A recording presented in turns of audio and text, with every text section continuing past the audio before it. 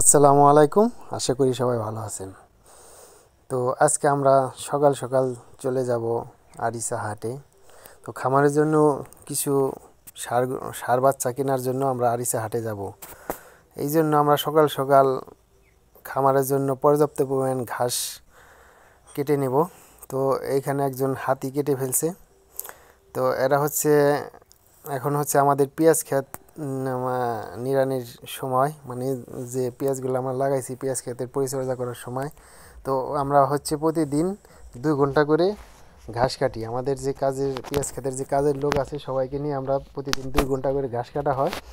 তো প্রতিদিন ঘাসটা কাটি বিকেলে। তো আজকে আমি আরিচা হাটে যাব কিছু ষাঁড় গরু দেখার জন্য। এই জন্য সকাল সকাল সবাইকে নিয়ে ঘাসগুলো কেটে গরুকে দিয়ে যাচ্ছি, আর বিকেলের জন্য পর্যাপ্ত পরিমাণ ঘাস কেটে রেখে দিচ্ছি।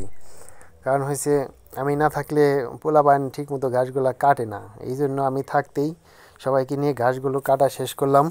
তো এবছর যে শীতের 3টা মাস গেল, ঠিক আছে, আপনার কার্তিক, অগ্রহায়ণ, পৌষ, এই তিনটা মাস যে গরু নিয়ে কী কষ্ট করছি, গরুর খাবার নিয়ে গরুকে যা তা খাওয়াইছি, কচুরি বানা, তারপরেও অনেক কিছুই খাওয়াইছি। যা হোক কোনো মতো গরুগুলোকে বাঁচায় রাখা হয়েছে।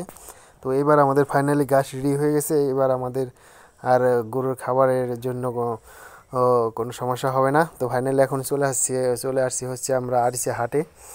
তো পুরা হাট ঘুরে দেখলাম, দেখার পরে মানে অত গরু হাটে আজকে ওঠে নাই। না ওঠার কারণে আজকে মানে বাছুরগুলো তেমন চয়েস হয় না, এই জন্য একটা গরু আমাদের কিনা হয় নাই। তো এখানে এটা আরিচা নদীর পার, ঠিক আছে। এখানে সব উপারের গরু আসে, মানে নদীর ওই সাইডের গরু ট্রলার আসে, এখান দিয়ে আর কি মূলত আনে। তো হেঁটে হেঁটে গরু দেখার পরে, বাছুর দেখার পরেও পছন্দ হয় নাই। তো এখন এমনি আমরা ঘুরে ঘুরে কিছু বড় গরু দেখতেছি, ঠিক আছে। তো মাংসের যে গরুগুলা, ওইগুলো অনেক সুন্দর সুন্দর গরু আছে, কিন্তু লালন পালন করার মতো যে গরুগুলা, ওগুলা দেখে আমার অতটা পছন্দ হয় নাই, বিধায় আজকে কিনা হয় নাই। তো মানে একটা গরু কিনতে গেলে গরু অনেক দিকে খেয়াল করতে হয়। গরুর হাত পা, স্ট্রাকচার, গলা, কম্বল, এগুলো দেখে কিনতে হয়।